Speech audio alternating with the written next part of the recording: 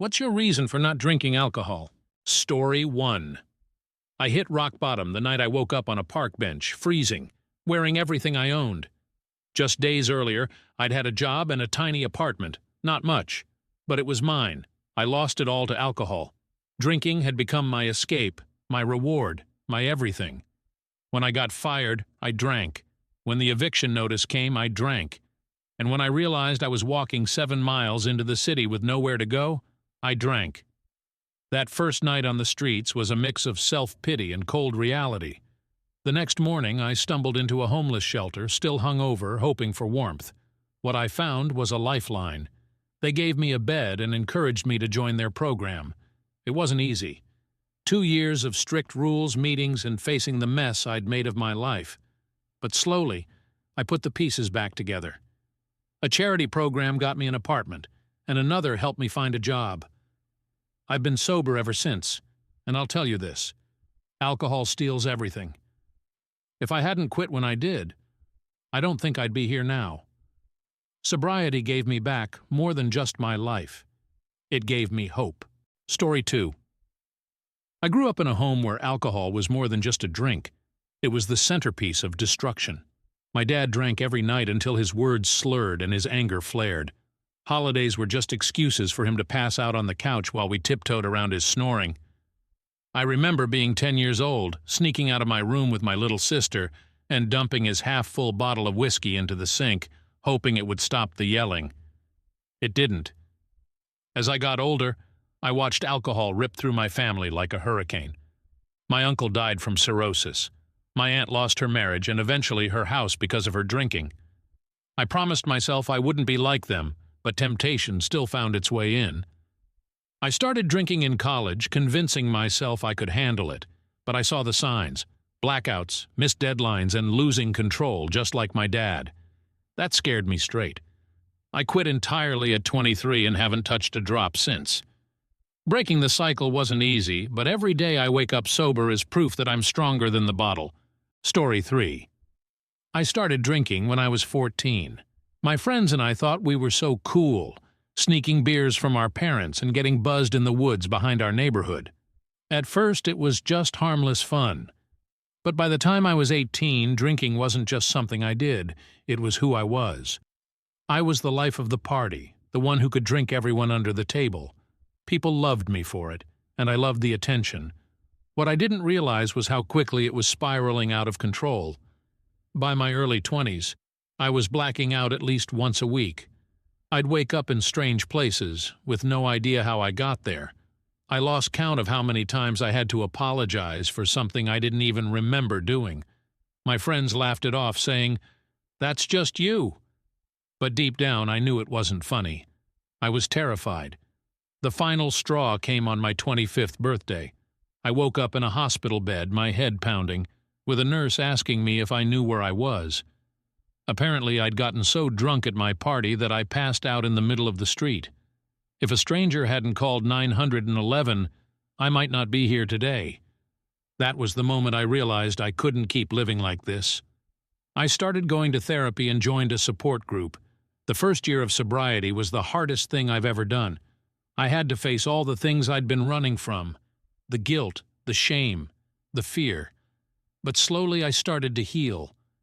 Now, 5 years later, I'm a completely different person.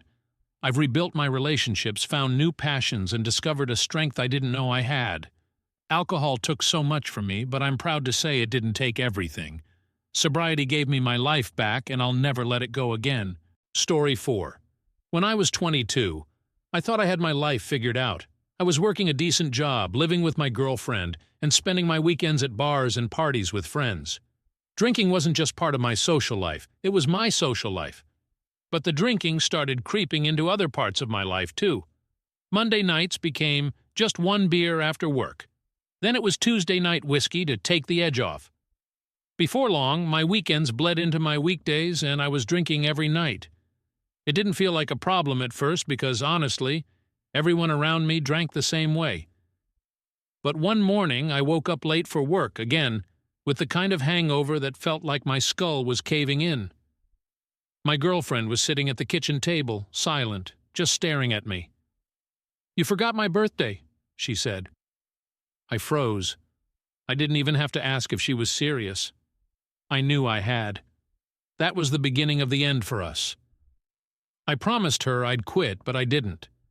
I tried to drink less, but it never stuck. I'd go a few days, maybe a week, and then I'd be right back to it. I lost her a few months later, not because she didn't love me, but because she couldn't watch me destroy myself anymore. That's when my drinking got worse. Without her, I felt like I had nothing left to lose. I'd show up to work reeking of booze, barely functional. I stopped answering calls from my family, stopped seeing my friends who didn't drink as much as I did. The final straw came when I got pulled over on my way home from a bar. I wasn't blackout drunk, but I'd had enough to blow over the legal limit. That DUI was my rock bottom. I spent the night in a holding cell, staring at the cracked concrete walls, wondering how the hell I'd gotten there. That night, something clicked. I couldn't live like this anymore. I started going to meetings the next day. It was the hardest thing I've ever done, harder than losing my girlfriend, harder than admitting to my boss why I needed time off, harder than facing my parents' disappointment. But it saved my life. I've been sober for 4 years now. My mornings aren't filled with regret and hangovers anymore. My relationships, my health, my sense of self, they're all better. Quitting drinking wasn't just a decision, it was the beginning of a new life. Story 5. One day, I looked in the mirror and I didn't recognize myself. I was 35 but looked closer to 50. I had been drinking for years, not heavily at first, just a few beers after work or wine with dinner. But it spiraled. My weekends turned into binge sessions, and by Monday morning I'd feel like death, promising myself I'd cut back. But I never did. Then came the health issues: weight gain, sky-high blood pressure, and constant fatigue. I had a wake-up call when my doctor sat me down after a checkup and told me I had early signs of liver damage. Liver damage. At 35. I left that appointment scared out of my mind and swore I'd stop drinking. The first few weeks were awful. Headaches, mood swings, and the constant itch for just one drink. But I held on. Now, 3 years later, I feel like a new person. My skin looks better, I sleep better, and I have energy for things I'd forgotten I loved. Sobriety gave me my life back, and I'm never giving it up again. Story 6. I've been sober for 7 years now, but I'll never forget the night everything changed. It was my sister who broke me. I was in the ICU after a drunk driving accident. The car wasn't even mine, I had borrowed it from a friend. I was the passenger, but the driver was just as drunk as I was, and we hit a pole going 60 miles per hour. Somehow I survived with broken ribs and a shattered arm, but my sister was standing over me, crying harder than I'd ever seen her cry. She begged me, "Please stop." That was it. That was all she said. I don't know why it hit me so hard, but in that moment I realized I didn't want to keep putting my family through the hell my drinking caused. I stopped cold turkey the day I left the hospital. The withdrawals were brutal, but I pushed through. Today I live a quiet life. Nothing fancy, but it's mine, and I'm proud of it. I'll never forget the way my sister looked at me that night, and I'll never drink again. Story 7. When I was 24, I thought my drinking was just part of being young. Beer pong, happy hours, and nights that ended with blurry memories and awful hangovers. But one day my dad called and told me he was in the hospital. Liver failure. He wasn't an old man, just 58, but decades of heavy drinking had caught up to him. Watching him struggle to speak, his skin yellow from jaundice, broke something in me. I'd always told myself I wasn't like him, that my drinking wasn't that bad. But sitting there by his hospital bed, I realized I was walking down the same path. My dad didn't make it. He passed away a week later. I haven't touched alcohol since his funeral. Sobriety isn't easy, especially when all your friends are drinking, but it's a choice I make every single day. I don't want to end up like my dad, and I refuse to let alcohol take anything else from me. Story 8. I grew up around alcohol. My dad always had a beer in his hand, my mom had her wine, and family gatherings were just an excuse to drink from noon till night. I didn't think much of it as a kid. It was just what adults did. When I turned 16, my dad handed me my first beer, grinning like he was passing down some kind of family tradition. "You're a man now," he said. I hated the taste, but I drank it because I wanted him to be proud of me. That was the start. By the time I hit college, drinking wasn't just part of my weekends, it was part of my identity. I was the guy who always knew how to keep the party going. But it wasn't just parties. I drank to celebrate, to cope, to escape. When my first serious girlfriend broke up with me, I drank. When I got a promotion, I drank. When I felt lonely, I drank. It didn't matter what the occasion was. Alcohol was my constant companion. The problem was it started taking more than it gave. I started showing up to work late, hungover, and half-functional. I missed birthdays, ignored calls from my family, and let my friendships wither. One night I got drunk and said something unforgivable to my best friend. We haven't spoken since.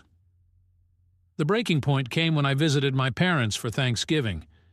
My dad had been complaining about stomach pain for months, but he brushed it off like he always did. That night he barely touched his plate. A few weeks later we found out he had late-stage liver cancer. Watching him waste away in the hospital was the most painful thing I've ever experienced. It was also the wake-up call I needed. I realized that if I didn't stop, I'd end up just like him. Quitting wasn't easy. The first year was hell. I craved alcohol like I craved air, but I kept reminding myself why I was doing it, why I had to do it. Now, 3 years later, I feel like I've finally broken the cycle. I don't resent my dad for what happened. I understand now that he was fighting his own demons. But I'm determined not to let those demons define me. Sobriety has given me my life back, and I'm not letting it go. Story 9. I stopped drinking for my kids. It wasn't an overnight decision. It crept up on me over time.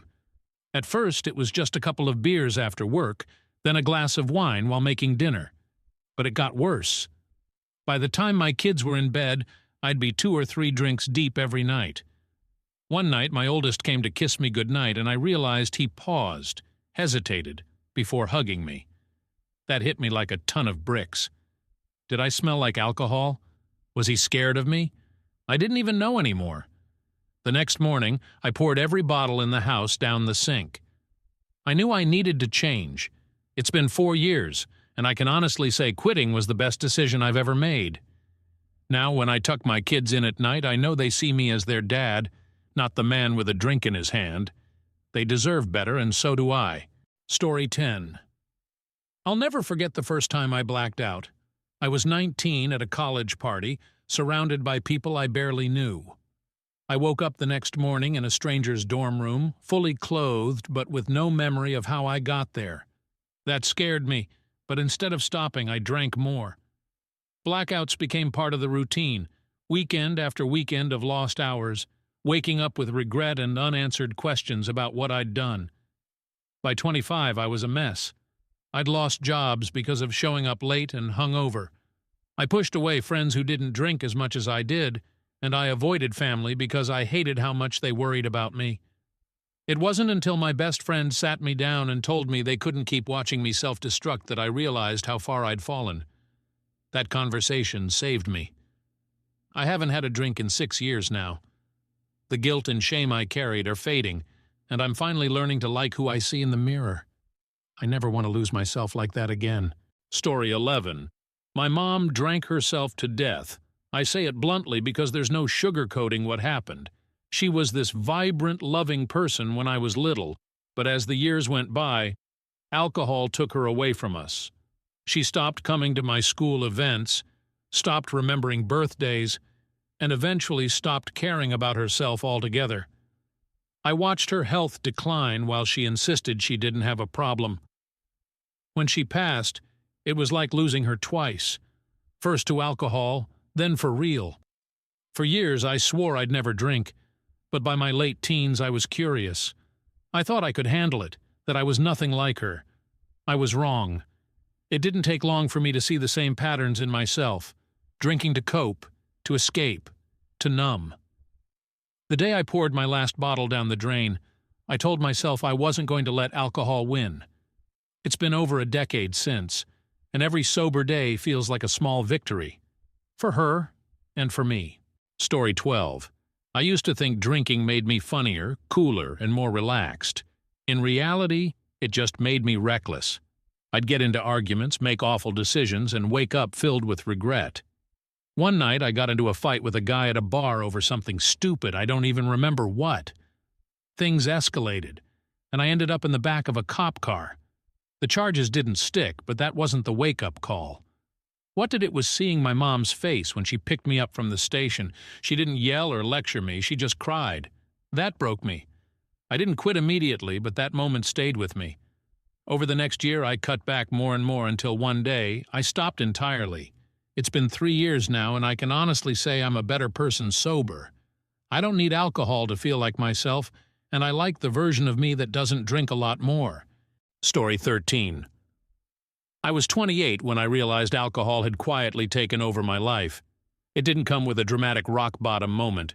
No car crashes, no jail time, no broken bones. My descent was slow and subtle, which in hindsight made it even scarier. I had always been the fun one in my friend group, the one who could outdrink anyone, who turned every Friday night into an adventure. But as the years went by, the fun started to fade. I stopped going to parties and started drinking alone at home. At first, it was a glass of wine with dinner, then it was wine while cooking dinner. Eventually, dinner didn't even matter. I'd drink because it was Tuesday, because it was raining, because I was bored. I'd drink because it was there. I started waking up with this gnawing sense of dread every morning, even before the hangover hit. I'd go to work exhausted, my head pounding, vowing that I'd take it easy that night. But the moment I walked through my front door, I'd pour a drink. It wasn't just physical, it was mental. I was stuck in a loop, and I didn't know how to break out of it. The day everything changed wasn't particularly special. I was scrolling through old photos on my phone, trying to find a picture from my college days, and I saw this shot of myself at 22. I looked so alive. My eyes were bright, my smile genuine. I didn't recognize that person anymore. That night, I poured every bottle in my apartment down the sink. I wish I could say it was easy after that, but it wasn't. The first few weeks were hell, shaking hands, sleepless nights, the constant pull to just have one drink. I leaned on friends, joined a support group, and slowly started to rebuild. Now, 2 years later, my life is unrecognizable. I don't wake up with dread anymore. My mornings are calm, my head is clear, and for the first time in years, I feel like myself again. Alcohol didn't make me fun, it made me lost. Sobriety brought me back. Story 14. My drinking wasn't dramatic. There were no DUIs, no hospital visits, no tragic accidents. It was slow, quiet, and insidious. I'd have a glass of wine here, a beer there, but over time, it became part of my daily routine. The thing that finally made me stop wasn't the drinking itself. It was the way it made me feel afterward. Every morning I'd wake up with this gnawing pit of anxiety in my stomach, replaying every word I'd said the night before, wondering if I'd embarrassed myself or hurt someone. It wasn't the alcohol that ruined my days. It was the hangxiety that came with it. One morning I realized I didn't want to live like that anymore.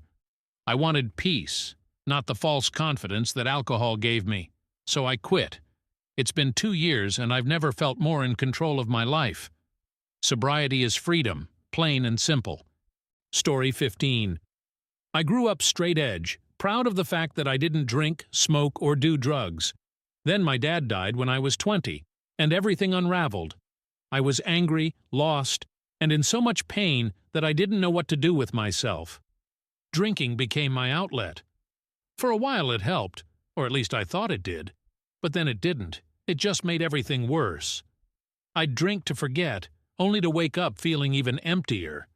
The night I realized I had a problem, I was sitting alone in my apartment, surrounded by empty bottles, crying because I couldn't even remember what my dad's voice sounded like. That night I made a promise to myself. I started therapy, leaned on friends, and slowly began to heal.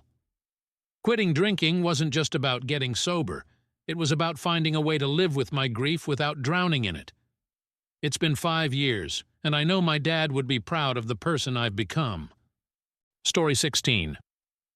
Growing up, alcohol wasn't just a drink in my family, it was a tradition. My dad was a whiskey man, my uncles loved their beer, and every holiday ended with someone singing off-key while the rest of us laughed. I thought it was normal. As a kid, I'd sneak sips when no one was looking, thinking it made me grown up. By the time I hit college, drinking was second nature. Everyone drank, and I was no exception. My friends loved how much I could hold my liquor, how I'd be the life of the party. I wore it like a badge of honor. But after college, things started to change. The parties got fewer, but my drinking didn't. While my friends were settling into their careers and relationships, I was cracking open beers alone in my apartment. I didn't think much of it until my mom sat me down during a family visit. "You're drinking too much," she said. I brushed her off, telling her she was overreacting. But deep down, I knew she wasn't. My turning point came when I showed up drunk to my cousin's wedding. I thought I was fine, but the photos told a different story, red-eyed, unsteady, and embarrassing myself on the dance floor. After that, I started to really look at my life. I hated what I saw, missed opportunities, strained relationships, and a growing pile of regrets. Quitting wasn't easy. The first 6 months felt like fighting a war inside my own head. Every social event was a test. Every bad day a temptation. But slowly, it got easier. I started working out, picking up hobbies I'd forgotten I loved, and reconnecting with people I'd pushed away. Now, 5 years later, I'm proud to say I've stayed sober. My life isn't perfect, but it's real, and it's mine. Alcohol doesn't own me anymore, and I'll never let it again. Story 17. The thing about drinking is that it starts so casually, so innocently. For me, it was a beer after work. One beer turned into two, two into three, and before I knew it, I was stocking my fridge with six-packs like they were staples. I told myself it was just stress relief, that I deserved it after a long day. But the truth was, I wasn't just unwinding. I was numbing myself. My life wasn't bad on the outside. I had a steady job, a great girlfriend, and a close group of friends. But inside I was restless, anxious, and unsure of where I was heading. Drinking became my way to quiet all of that. The wake-up call came during my friend's bachelor party weekend in Vegas. It should have been fun. Good friends, great food, and the kind of memories we'd laugh about for years. But for me, it turned into a blackout nightmare. I woke up in the hotel room, my shirt stained with something I couldn't identify, my wallet missing, and my phone screen shattered. The guys told me I'd gotten into a shouting match with a bouncer and then wandered off into the night. I didn't remember a thing. It was terrifying. They laughed it off, but I couldn't. That wasn't who I wanted to be. When I got home, I couldn't shake the feeling that I was on the edge of losing control completely. I started keeping track of how much I was drinking and realized it wasn't just the weekends. I was having at least 4 or 5 drinks every single night. That's when I knew I had to stop. The first few weeks without alcohol felt impossible. I didn't know how to relax, how to socialize, or even how to get through a tough day without a drink. I had to relearn everything. But as the months passed, I started to feel better. Physically, mentally, and emotionally. Now, 2.5 years later, I look back at that weekend in Vegas as the turning point in my life. I still go out with friends, still have fun, but now I do it on my terms. Sobriety hasn't just changed me, it's saved me. I'm more present, more confident, and finally proud of the person I see in the mirror.